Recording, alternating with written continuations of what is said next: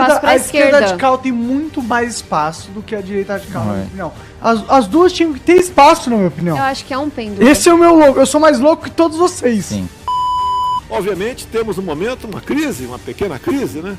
No meu entender, muito mais fantasia a questão do coronavírus, que não é isso tudo que a grande mídia propala ou propaga pelo mundo todo.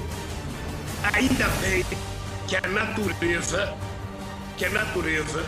contra a vontade da humanidade, criou esse morto chamado coronavírus. Eu já tenho idade demais, eu já vivi demais, eu já tenho experiência demais, eu não vou enganar o povo mais uma vez.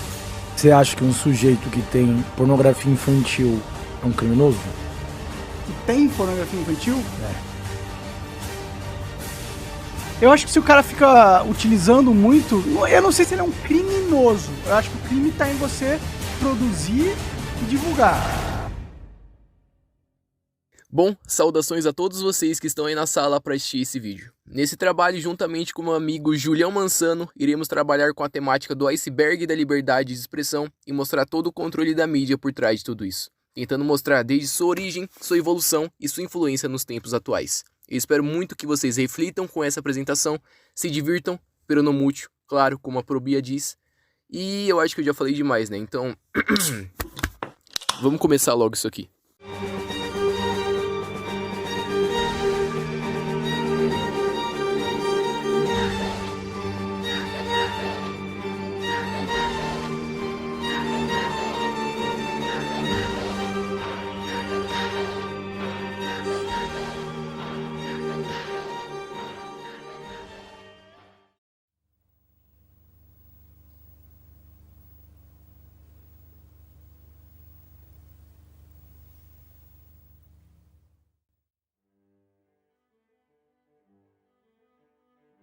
Posso não concordar com nenhuma das palavras que você disser, mas defenderei até a morte o direito de você dizê-las. Bom, mesmo essa frase não sendo de Voltaire, ela é muito importante para falar um pouco sobre a liberdade de expressão e também sobre as ideias de Voltaire. Falando sobre a liberdade de expressão, é um direito fundamental, né, da humanidade, e ele é responsável por dar a todos nós o poder de opinar, manifestar ideias, pensamentos, transmitir informações. E é importante também saber que é um pilar muito importante para uma sociedade democrática, permitindo o livre fluxo de ideias e o debate público bem mais saudável. É também bem importante salientar que esse direito é garantido na Declaração Universal dos Direitos Humanos. No artigo 19, ele diz: todo indivíduo tem o direito à liberdade de opinião e de expressão.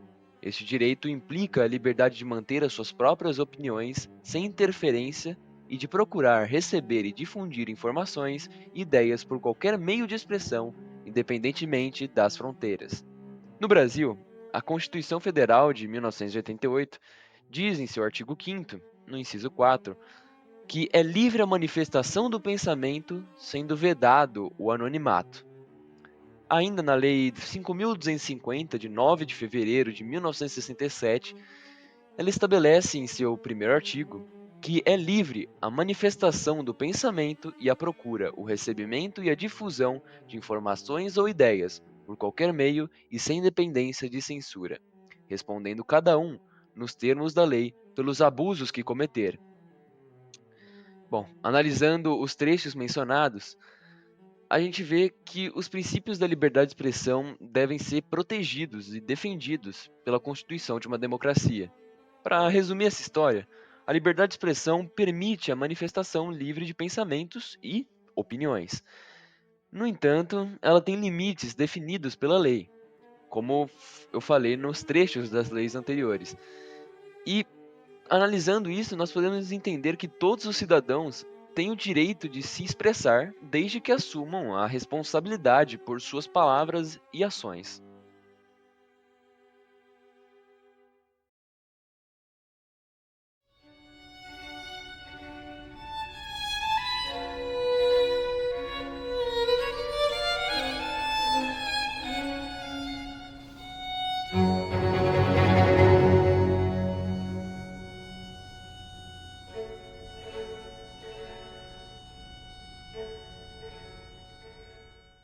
A luta pela liberdade de expressão.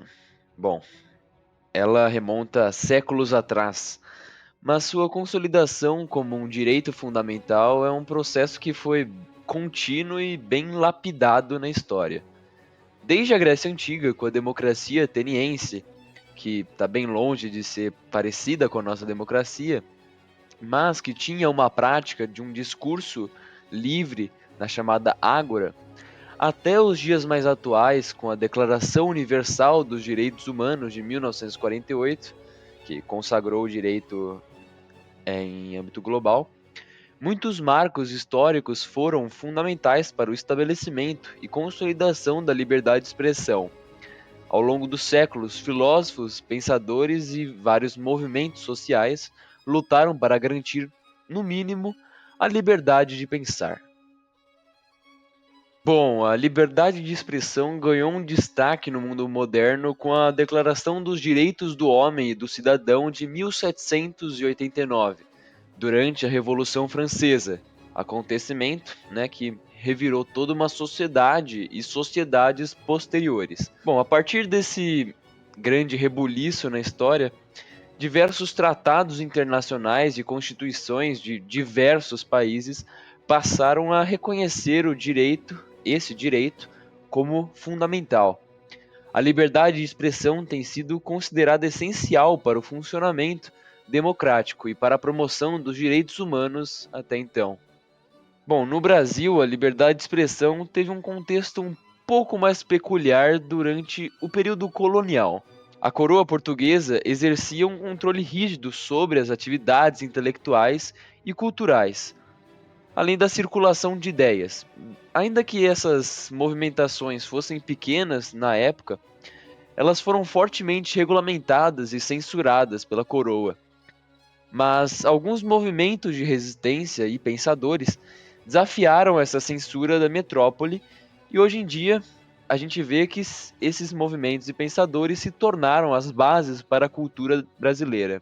Com a independência do Brasil em 1822, podemos dizer que novos ares de liberdade sopraram no país.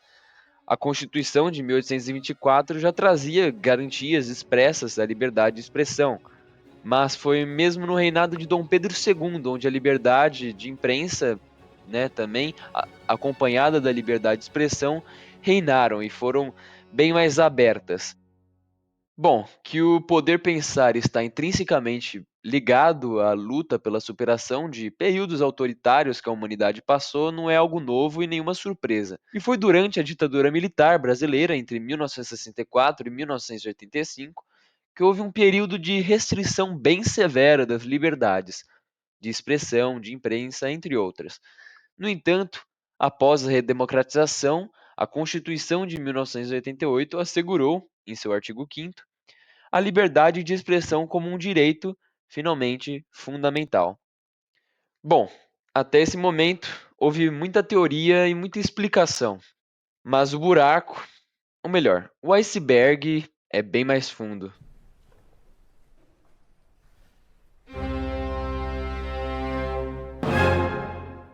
Dia 8 de fevereiro de 2022, o dia em que o Flow Podcast foi parar não só em todas as notícias do Brasil, mas sim no mundo. A notícia se tratava basicamente da fala que o apresentador Bruno Ayub, mais conhecido como Monark, soltou durante a exibição de seu programa.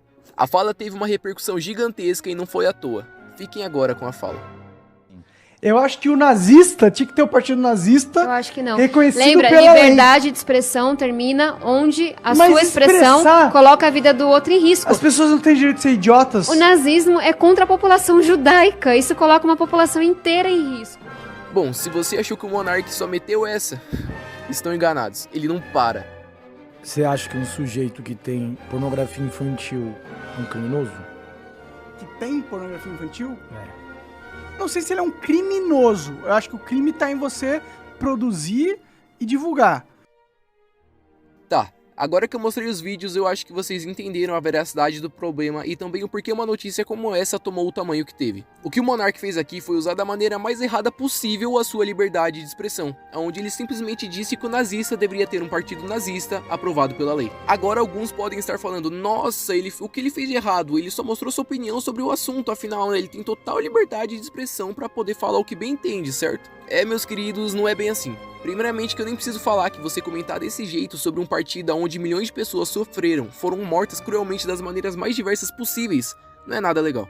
Tirando isso, apologia ao nazismo é crime, e só aí o Monark já errou. Porque como a mulher que estava sendo entrevistada pelo Monark disse, abre aspas, a liberdade de expressão acaba a partir do momento que você fere a dignidade de algo ou alguém, fecha aspas. E mesmo afirmando não ser nazista, ao expressar uma opinião onde ele defende a existência do nazismo entre muitas aspas, ele perdeu o total direito da sua liberdade de expressão, porque como eu disse anteriormente, ele feriu a dignidade da população judaica a partir do momento que disse o que disse. E pela toda a repercussão da fala, Monark teve todos os seus canais e redes sociais desmonetizados, e até mesmo teve seu canal deletado, mesmo canal que ele tinha há anos no YouTube. Agora vamos para um caso mais sério que vai compor essa camada. Recentemente, Monark foi totalmente censurado pela mídia, onde teve todos os seus canais e redes sociais, dessa vez, deletados. Depois de todo o furdunço com a fala no episódio do nazismo, Monark estava se reerguendo em uma plataforma chamada Rumble, plataforma onde prometia não censurar nenhum tipo de conteúdo que fosse postado nela. E adivinha, Monark perdeu até mesmo esse mesmo canal na Rumble, onde o mesmo estava criando o próprio podcast. Eu sei que muita gente comemorou com o fato da censura do Monark, dizendo que ele merecia e que esse era o preço por falar tanta merda na internet. Mas é aí que começa um ponto que devemos ressaltar. O que acontece é que basicamente até o momento que o Monark continuava a falar muita merda, exemplo esse da pedofilia que mostrei anteriormente, ele ainda se mantinha em pé, ou seja, não só o governo, mas toda a mídia estava basicamente cagando pro que ele dizia, e esse episódio da censura, onde ele perdeu basicamente tudo, ocorreu a partir do momento em que o Monark começou a citar falhas políticas do qual o mesmo acreditava. E até aí tudo bem, mesmo o cara não parando de falar merda e exibir sua opinião política sobre algo não tem problema nenhum, porque afinal somos seres humanos e temos total direito de tal liberdade de expressão. Claro, a não ser que você fira a dignidade de algo ou alguém, que por incrível que pareça, por incrível que Deus seja, Monark tinha conseguido dar uma pausa na salada de merda que ele falava. Mas onde eu quero chegar com tudo isso? Bom galera, vamos imaginar o seguinte cenário, onde esquecemos o Monark e temos uma pessoa totalmente aleatória opinando sobre determinada opinião política ou qualquer outra coisa, e ela fosse lá e fosse totalmente censurada, apagada só porque usou da sua liberdade de expressão pra algo. O caso do Monark foi mais um exemplo de tudo isso. Afinal, ninguém tá aqui pra defender ninguém. Aliás, quando ele disse as merdas que disse, ele sofreu a punição pra tudo que ele falou. Mas a partir do momento que ele expôs sua opinião política, foi censurado de tudo e de todos, mostrando basicamente que a mídia divulga o que ela quer que seja divulgado e proíbe o que ela quer que seja proibido. Eu não sou nem um advogado do diabo nem nada, mas eu deixo uma reflexão. Por que vocês acham que a mídia simplesmente ignorou as falas antigas do Monark sobre o episódio de pedofilia e de repente quando ele falou de política ele do nada foi lá e foi totalmente censurado? Aliás, assim como todos, independente das merdas que ele falou, ele continua sendo um ser humano. E você querer simplesmente apagar a existência de alguém desse modo não é certo, assim como as falas do Monark. E em meio de tudo isso é que a gente vai para nossa próxima camada.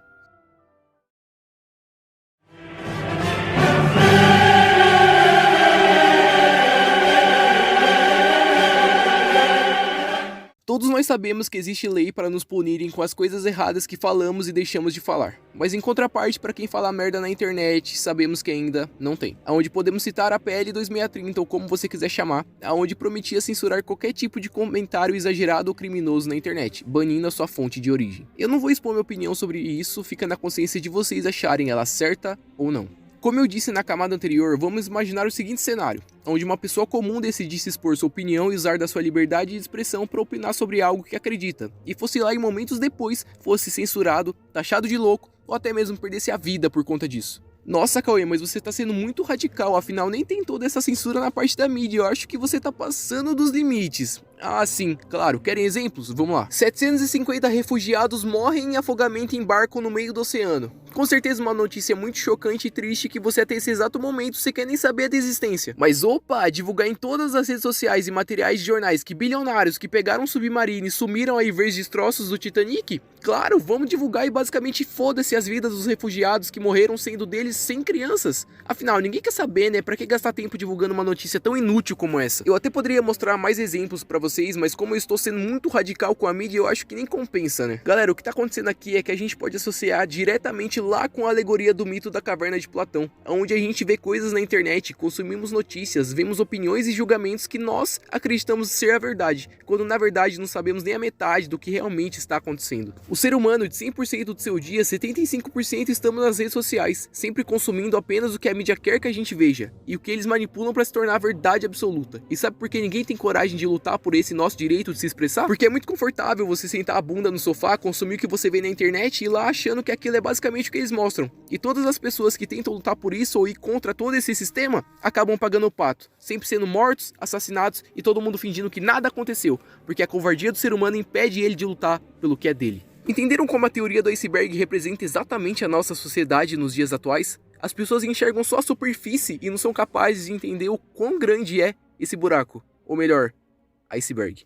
Eu só sei que ao longo de toda a nossa vida ficamos tentando achar monstros para as coisas que acontecem nela, quando na verdade os verdadeiros monstros somos nós.